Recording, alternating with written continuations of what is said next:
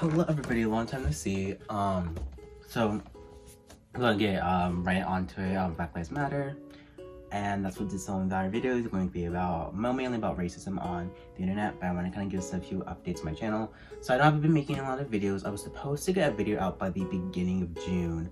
I got everything done, and then the protest happened, and I ended up spending an entire week on all over Twitter looking at different protest videos, a lot of police brutality at protests, and seeing all that kind of thing. So I kind of got sucked into that, and that was like in the midst of me making the video. Also, something happened and my computer crashed, so I ended up losing part of the work on it, and I kind of got demotivated making the video. So that's why I haven't had a video out. There will be a fashion video. Hopefully that'll be like some solace to my Black viewers who kind of want some distraction from all like the oppression that we're seeing and the oppression that we have to deal with. I've kind of been over the past couple of days talking about different things on my Instagram that are important and explaining different things about race and looking and analyzing different subjects. And I'm trying to currently educate myself. I have 2 books I'm trying to read this summer. I'm trying to read So You Want to Talk About Race. I read half of it during my first semester, but I will be finishing it hopefully this summer, and I will be doing a review of it. And then there's also another book, I believe it's called Youth to Power.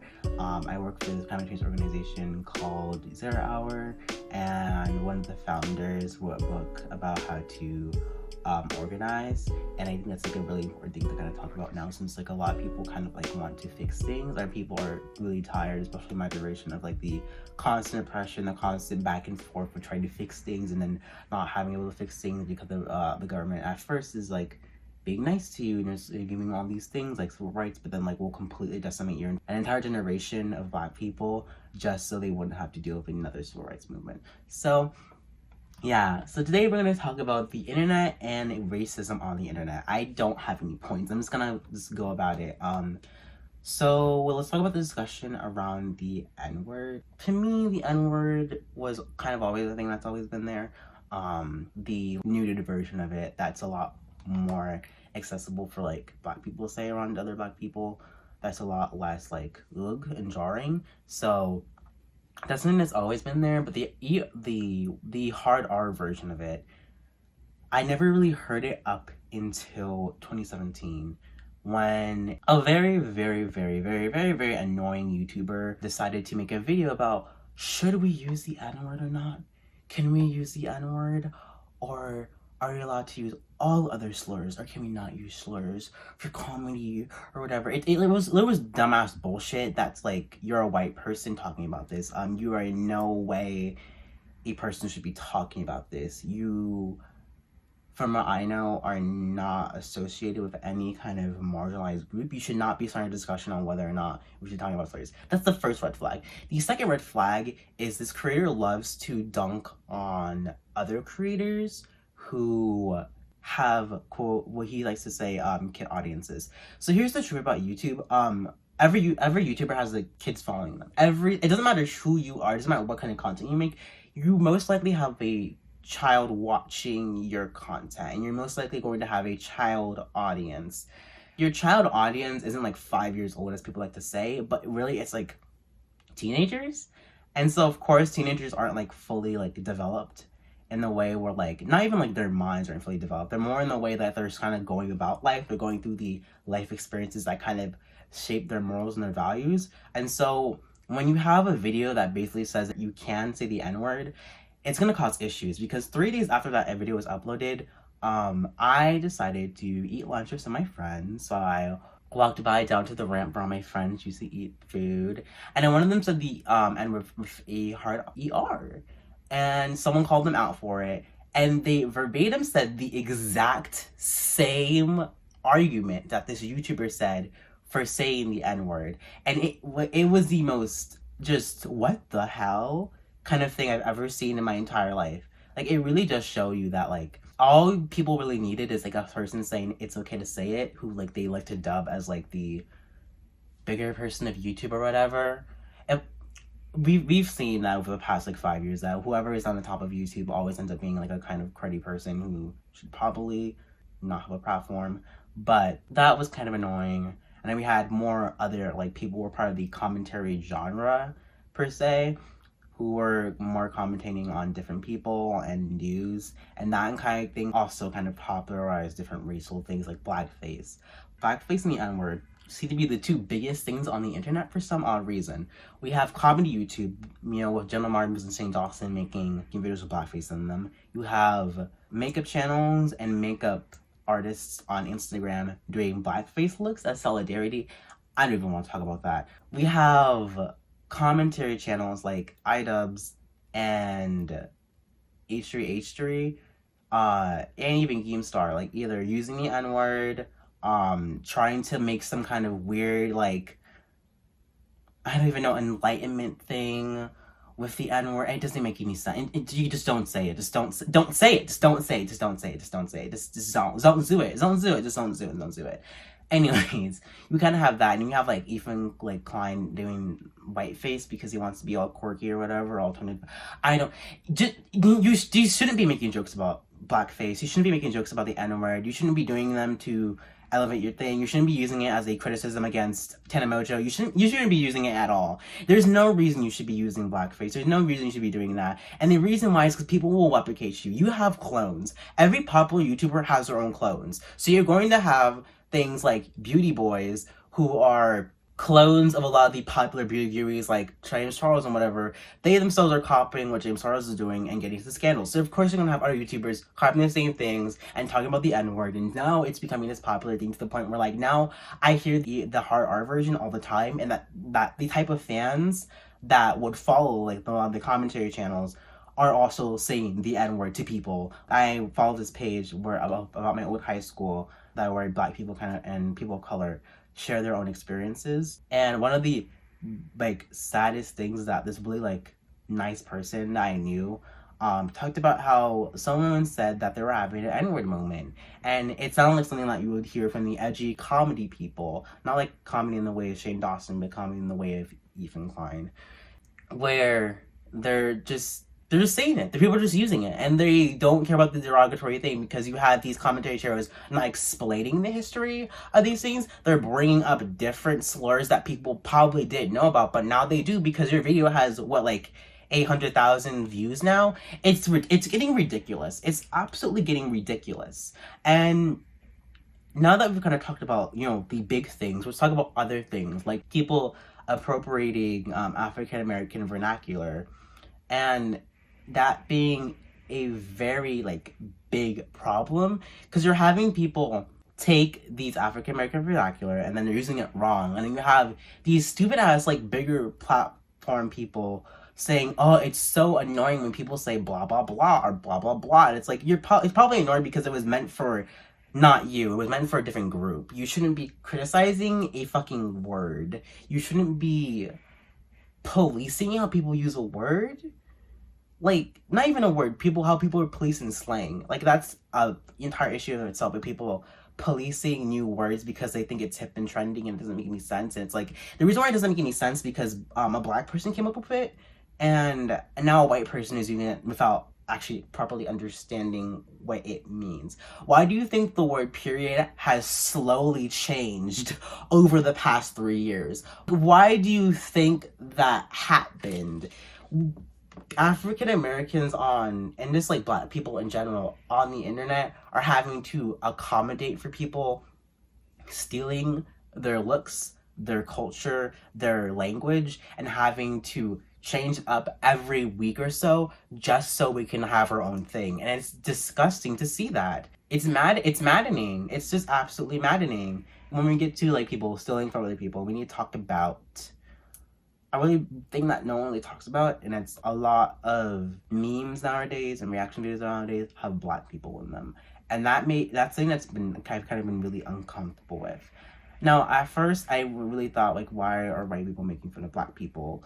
And I realized, oh no, these are jokes that Black people have. These are videos that Black people have, and because Black Twitter is such a community, you're having these people like reusing them or whatever. And so you have these white people filling these videos and using these things to the point where we have these stupid meme pages, and like, I mean like edgy meme pages from like 2017 who are now making racist content because they're now using Black people in them, and they think, oh, Black people are funny because they're Black. and not really realizing the whole context of different jokes and that kind of thing.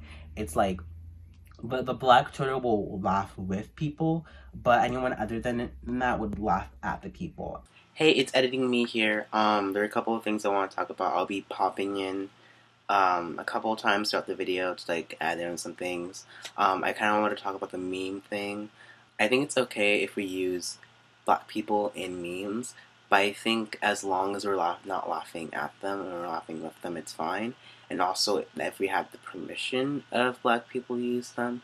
For instance, there was Jasmine Masters and Aoop, and at first they weren't comfortable with the meme account that first started using the clip, and Jasmine Masters ended up blocking the meme account.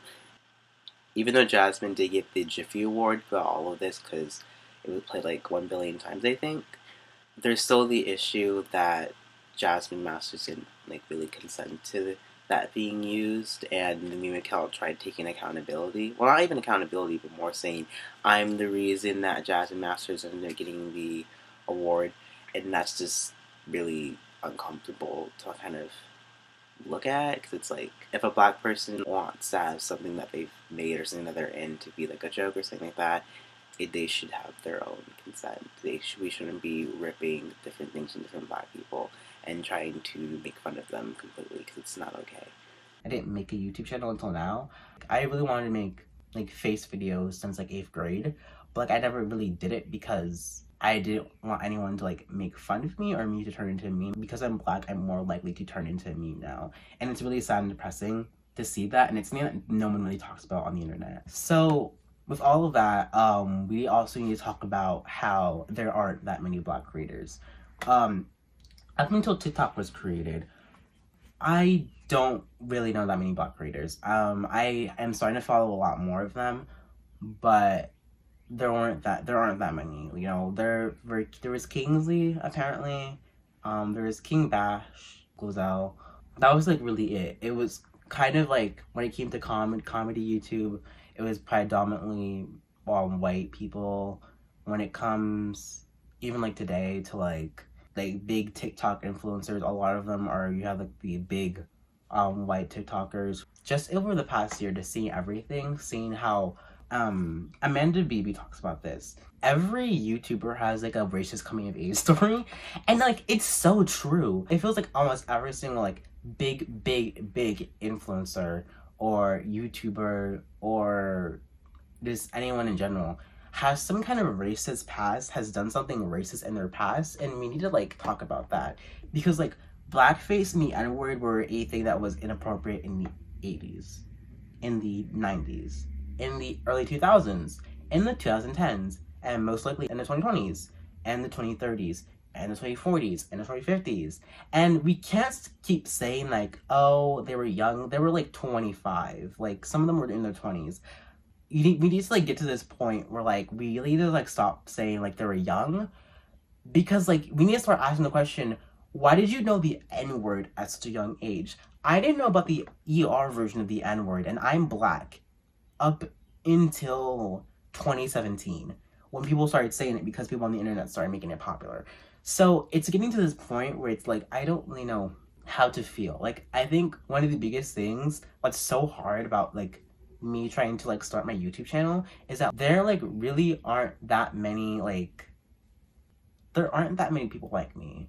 There aren't many people in like the fashion YouTube or even in beauty YouTube who look like me, who act like me, who just like me. I don't really like have that, and it's kind of hard because I feel like I should be the one who has to like prop it up, but I don't really know how to. I'm using techniques from like 2017 because that's where like I only found like one YouTuber who has like the same kind of thing as me, and I'm still trying to find more, but it just feels like nearly impossible. Like, as I'm at this point where I don't really know like how to make YouTube videos. I know how to make YouTubes. I don't want to how to make ones that like are good. I don't really feel like I have the ability to like make cruddy YouTube videos, because if I make a YouTube video cruddy enough, I'll just be degraded and I'll be lowered down. Those videos could hurt me in the future, not in a way where it's like, oh, those were like bad in the sense of like morally, bad in the sense of it can show unprofessionality. And there's just feels like there's so much pressure being a Black creator that like I can't really like navigate all of that. Even though like I am Black, I still do have privilege when it comes to making YouTube videos. You know, I am a man, so because I'm a man, I have, you know, privilege that men get, and so that's another big issue is that Black women aren't really as seen on YouTube. There aren't really that many. That's why I kind of want to like comment on first about Black Lives Matter. I probably will talk about other things, racism I've dealt with, racism in the education system exists, and how to like help, how to get involved. I'm gonna say this out right here. Educate yourself, sign petitions, educate yourself. But once Corona ends and things are kind of quote unquote back to normal, get involved in groups, be a part of groups. If you're young, there are most likely clubs, and it doesn't matter what kind of club it is. You just go to different clubs that are related to a marginalized group. You yourself can like advocate for inclusivity and also advocate for intersectionality and say, hey, we also need to prop up Black clubs as well. We need to help Black clubs. We need to work together with Black clubs as well, because they also need as much help as they can, because they don't have as many rights as they deserve and they aren't really treated the best, and we need to like fix that. And I think the best thing to do for you is not to like fix all of racism in our country, but do your best in your local area. Do what you can to like fix things. Do what you can to join clubs, some petitions, to be part of protests, to be there and be out there and be anti-racist, because you can educate yourself. You can say, I'm not racist to anybody, and I'm educating my friends. But I feel like to a certain degree, it's like, okay, you need to stop learning, you need to start like acting, you know? To a certain degree, like you're gonna be out of college from learning, and you're gonna be out in the real world having to display what you actually learned. So do that, actually. Once you learn about your certain things, if you see something in a book that tells you a way that you can help, then help. So really quickly, I want to talk about the book that I talked about earlier. It's called Youth to Power. Here it is. Here it is. It's called Youth to Power. It talks about basically, as the book says, how to use your voice, and it's something for people to use. So I think it'd be a really nice thing to have. A lot of people asking, how do I help? How do I help? How do I help? And a lot of people feel like they aren't really helping that much and can't go to protests because of COVID-19. So I feel like I want to like review the book and like talk about ways that you yourself can help. I already stated like you can join clubs and that kind of thing, but I think it also would be nice to see like other ways, because there probably are other ways that I can't think of because I'm not really well versed in youth activism that much to really like say a lot of things. But there are a lot of things you can do even during COVID times to help advocate for some kind of social change. And just know that like if you feel like bad about only be able to sign petitions, only be able to donate money, or able to donate a small amount of money, that there are ways to help, and you don't have to help like immediately. You can help a month from now, 2 months from now, possibly even a year from now. But it's important that like when you can help, you can. And right now you can't help because of COVID-19, which is fine. And you can't help because you may not have enough money, which is fine.